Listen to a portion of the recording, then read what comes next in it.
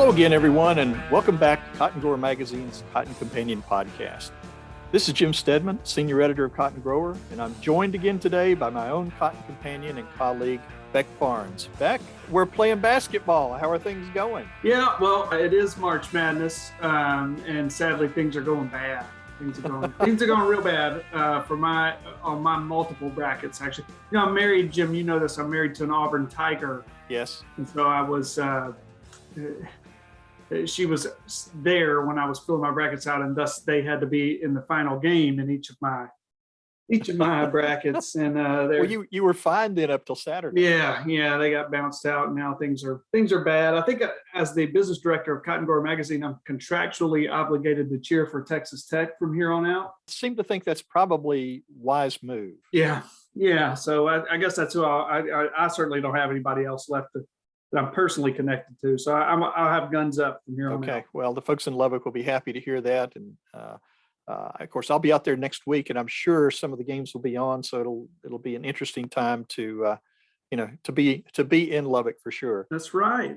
You're going for our Texas Cotton Gin show out there, and you'll have to say hey to all our friends out there for me. That's correct. Yeah. And I will certainly be happy to do so. Yeah. So one of the folks that we may see, or one of our Texas friends, is our good friends at First Fire Safety. And before we go any further, we want to welcome them back as our monthly sponsor. And they have a quick message they'd like to share with us right now. First Fire Safety is a fire protection company based out of Austin, Texas. We have developed a foam fire suppression system specifically designed to protect the John Deere round bale cotton harvester. We install this system and train operators all over the world. Be fire ready with a First Fire Safety fire suppression system. Call today for more information and pricing. 512-777-1555. All right, so thanks again to First Fire Safety for that timely message. Before we get into bring our guest into the virtual studio, a couple comments here, a couple things I think we should just sort of talk about a little bit with planting time getting closer and closer. Pretty sure the good folks down in South and Coastal Texas are more than ready to start getting their cotton crop in the ground. But as usual, with Texas, moisture seems to be the problem. But as we're recording this episode, listen to me. You and I both have acknowledged the thunderstorm that's going on here in the area.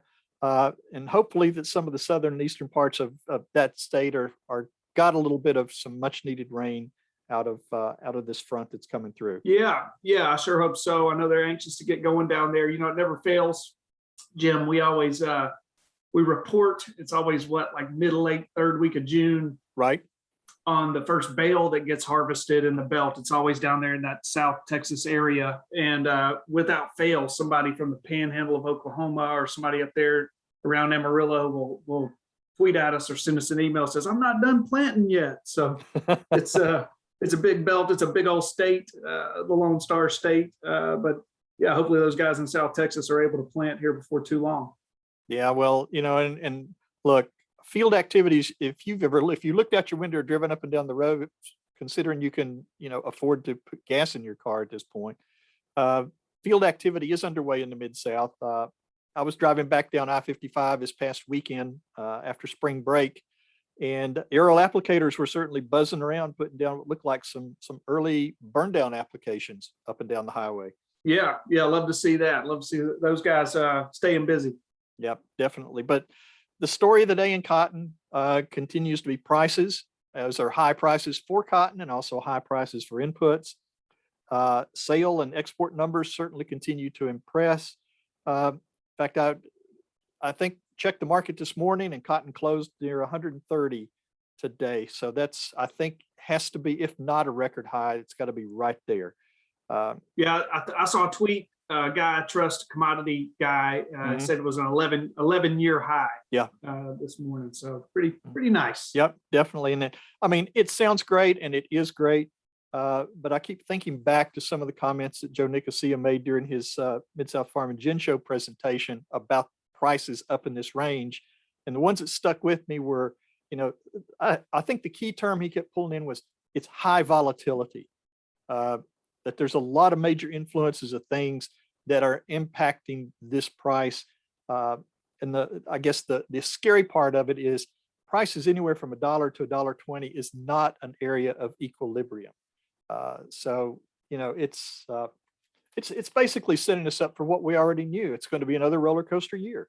Yeah, I got a few things going on globally that might impact not only that price, but we know, and again, we're both raining on this parade. We open with price being a record high. Both of us are kind of poo-pooing it left and right here, but input costs are up there as well, and some of this volatility geopolitically around the world is certainly going to be impacting that. So I know it's something you've had your eye on, Jim. Yeah, well, we've got, obviously, there's rising inflation. We're all impacted by that. There's going to be a squeeze on spending, and I mean, let's face it, who knows what's going to happen from this conflict in the Ukraine right now, and again, it's going to be another interesting ride. And speaking of Ukraine, we want our listeners to know that we're closely following the issues that may emerge from this conflict that could potentially impact your business. We're going to share what we learn, as well as any potential solutions in the pages of Cotton Grower, online at cottongrower.com, and through future discussions here on the Cotton Companion podcast.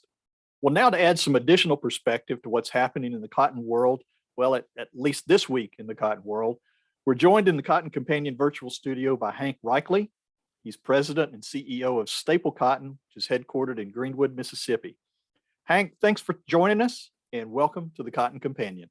Well, thank you, Jim. I appreciate the invitation to come on your program and look forward to our discussion today. Sounds good. Now, for our listeners who may not be familiar with Staplcotn, can you tell us a little bit about the cooperative, about some of the services, the area you cover, and roughly how many growers you have as members? Sure, I'd be happy to.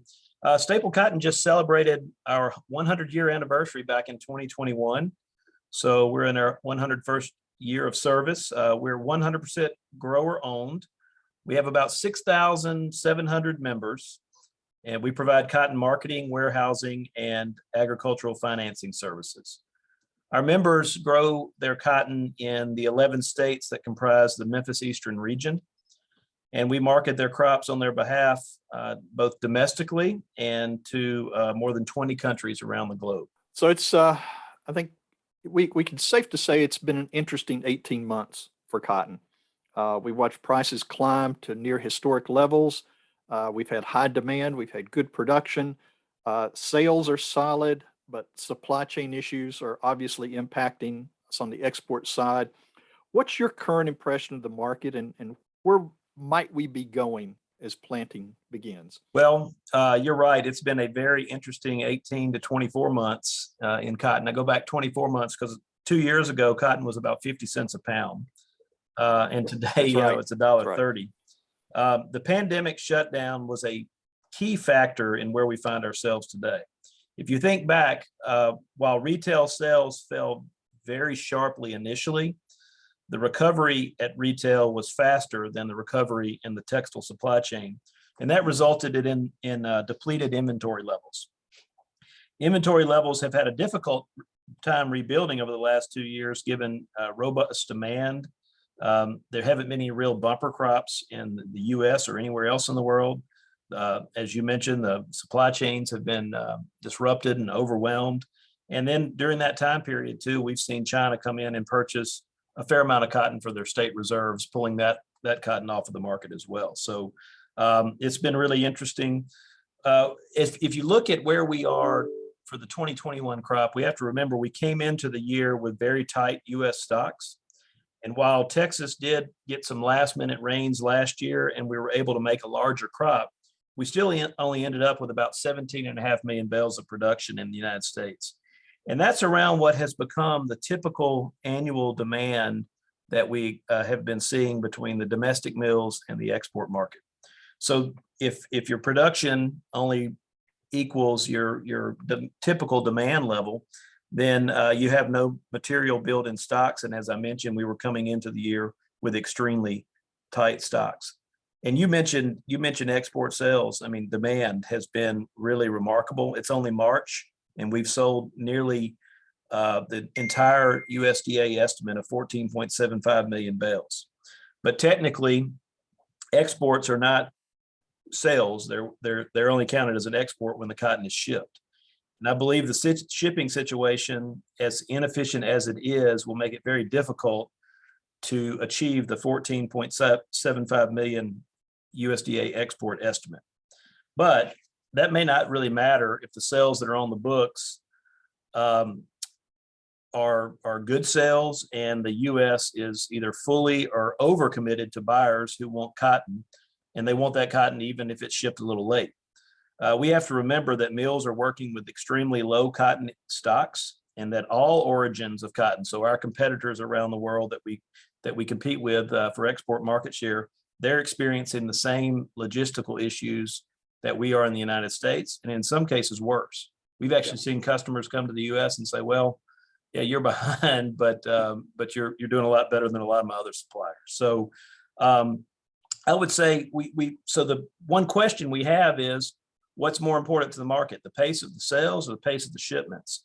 And I think today the pace of the sales are probably more important. But the one concern that I have is that you've got a combination of late shipments and a lot of those sales being on call. And we'll have to find out if that's going to cause a problem later this year, and if that might result in cancellations. And that would probably only happen at extreme levels in the market. So for example, a very high July price compared to a December price might cause that to happen, but we just have to stay tuned. But it is something that the market's going to have to work out, and what really matters in the end is the sales or the shipments. And today I would say that people are looking at the U.S. balance sheet saying, well, the committed carryout is more important than the fact that the carryout might grow a little bit. Right now, planting is obviously getting closer, and I know there's some folks down in that South Texas area that are kind of chomping at the bit, ready to get going. What are you hearing from your member growers about the upcoming season? Are they adding more acres, and how are they kind of coping with some of these higher input prices? Well, I would say that there is optimism among our members regarding cotton. So that's a very positive thing. But I would also say there's a similar level regarding the other principal crops in the area, corn and soybeans, and particularly in soybeans, given the lesser input cost, and you've got new crop prices around $15 a bushel. But clearly, when you talk to growers about the prices of the crops, they immediately bring up, rightfully so, the rising production cost. And it's not just crop protection products and fertilizer, which have increased tremendously in price, but everything else is up too. Obviously, diesel prices are up, labor is up, equipment cost, everything. So variable costs alone are looking like they may be up, 1/3 on average. So I think producers will be very conservative this year and challenge every spending decision that they make very closely. But again, fortunately, the prevailing prices for new crop are helping to offset these higher costs, and all the major crops pencil out, assuming decent yields, a reasonable profit. Again, it's all the devil's in the details, right? Do you get your inputs? Do you get them applied timely? Are today's costs what you ultimately will pay? Are the price levels that the markets are offering today, will those be sustained? We've got all those questions, but I would say generally speaking, there is optimism about farming and about cotton in particular. We're seeing an intended increase in acreage across our footprint in the Memphis Eastern region, and it varies widely by state. But across our region, we're looking at maybe a 5% increase on the low side, up to maybe a 10% increase on the higher side. Cotton acreage has been down in some states. Some of that was because of weather in the last couple of years. Some of that was just because of the uncertainties within the pandemic. But some of I think a lot of that's going to come back this year. So if you look at some places like Louisiana, for example, big decrease in acreage the last couple of years, you're going to see a corresponding large increase in acreage in Louisiana this year. The rest of the region, it's kind of a mixed bag, anywhere from a slight increase to flat acres in some states. And then again, some states will be up double digits, but all in all, probably around 5 to 10%. Right now it's wet, and you and I were just speaking about how it's raining again. I don't think that has impacted corn planting yet. It certainly has impacted the early corn planting, but we're still in a good corn window. Obviously, if it continues to rain, that could maybe push a few more acres towards cotton. But at this point in time, we don't think we've lost any corn production due to the wet weather. While we're talking about acres, USDA is going to release its planting intentions report here at the end of next week. And we've seen acreage projections so far ranging from 12 million up to 12.7 million. So considering current market conditions, what's your best guess on where all these total cotton acres are going to fall out? Well, yeah, it's certainly a guess. Hopefully it's relatively educated, but we never know. We think Memphis Eastern cotton acres will be roughly in line with the National Cotton Council estimate back in February, which was about 4.3 million acres. And again, that's up between 5 and 10% from the prior year. Texas acres in their report were at 6.8 million. Indications are that planted number will be higher than that. So if you add maybe somewhere along the lines of 500,000 acres out in Texas, and again, that's just a guess, then you're probably looking at something in the 12.5 to 12.75 million acre range. But again, I think it's very important to remember an acre planted in Texas does not translate into an acre harvested in Texas. And that's particularly the case when you have drought, and clearly Texas is in a drought, and the weather forecast doesn't favor a drought busting situation coming in the next few months. So probably more acres, but ultimately we may end up with less harvested acres if something doesn't change in the United States. So in other words, it sounds like a typical production year for West Texas. Very typical production year, either Definitely. Just variable, certainly to say the least. Now, we've all been watching this conflict that's unfolding in Ukraine right now. And what kind of impact is that going to have in global agricultural markets, and how can it potentially impact cotton? It's a huge development for the ag markets. And let me just first say the Russian invasion of Ukraine, in my opinion, is despicable, and merely in its existence, but also the way that the war is being prosecuted. And I truly hate it for the people of Ukraine. They've got a lot more problems than we do in the ag industry because of it. But from a cotton standpoint, I think it has both a bearish and a bullish impact. Ukraine, Russia, Belarus, and China are such huge players in wheat, corn, and fertilizer. It's definitely inflationary to the ag complex in terms of prices. I believe food security will limit the number of acres that we see in cotton. So we were expecting that global cotton acreage will increase, and while it still may some, we probably will not see as much of an increase given food security and what prices have done for other crops. And also history tells us that fertilizer supply and price shocks tend to be followed by lower than trend average yield. So that's something that's also inflationary for the ag complex. So there's obviously concerns on the supply side, but on the demand front, people are going to be dealing with higher food costs, higher energy costs, overall inflation, and that's likely to erode discretionary income. People are making a little bit more money, but support payments are also decreasing, and that clearly has been something that has helped cotton demand at the retail level in the last couple of years. So those dynamics are changing a bit. So we'll just have to watch and monitor and see if we're able to replicate the level of demand that we've seen for cotton, which is now at a historically high level, 124 million plus. Can we grow from that number given the headwinds facing the consumer? We'll have to see. But clearly, from a supply standpoint, things were already tight, and this war may make things even tighter across the agricultural markets. So as we again, as we're heading into planting at this point, what do you think are kind of the biggest watchouts for growers right now? And do you have any advice on how growers should start planning their marketing programs now for this year? Well, look, I think the things that we have to watch, we have to remember that the cotton balance sheet is the most important. It's where the futures market is. We're the largest exporter in the world, and it's going to be one of the biggest price indicators. And so obviously in that vein, we have to pay a lot of attention to the Texas weather. And then also too, we have to look at the global acreage number as well. Because if you get a combination of less of an increase than we were expecting globally in production and also low U.S. production, then that's going to be quite supportive for prices. I also think that we need to watch India. India is a country that is just really, you can't say how important they are to the global balance sheet. They've emerged as a pivotal player, particularly because it looks like we're going to see more imports from India and less exports going out into the market. So again, that puts greater emphasis on the other exporters, and the U.S. obviously is a major one of those. So, and then of course we have to watch and see what China does.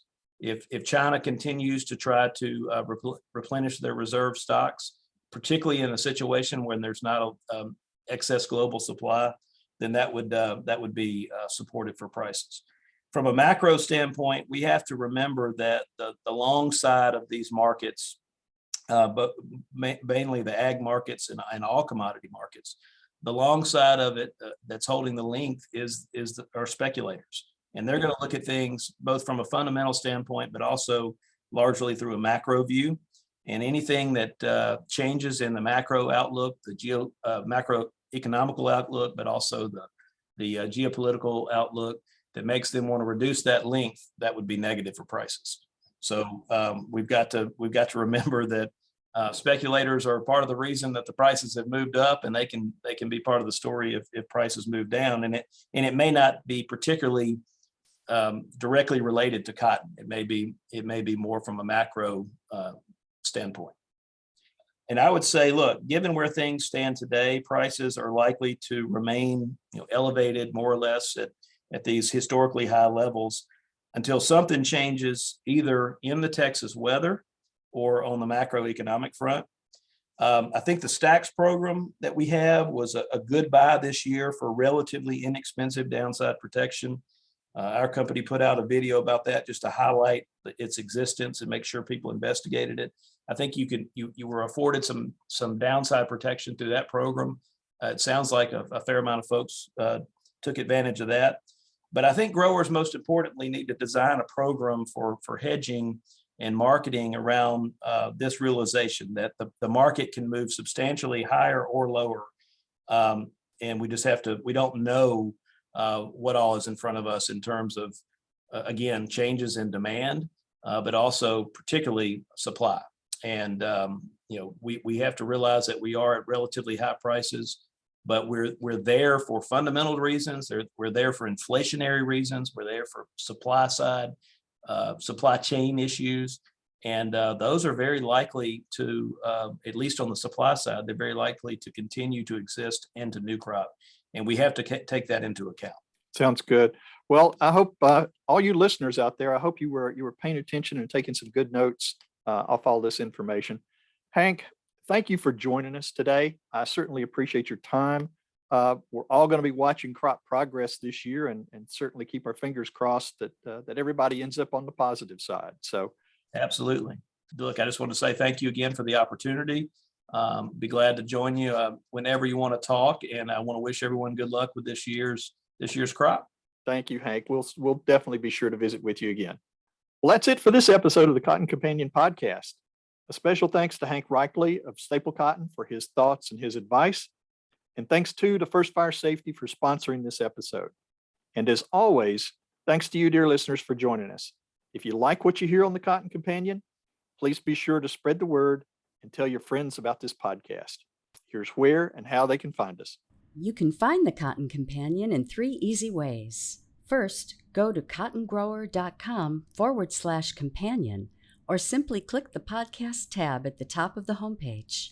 Second, subscribe to our channel on iTunes or wherever you find your podcasts these days. And 3, sign up for our weekly e-newsletter, the Cotton Grower e-News, that's delivered to your email inbox every Tuesday morning. You can do that by going to cottongrower.com/subscribe.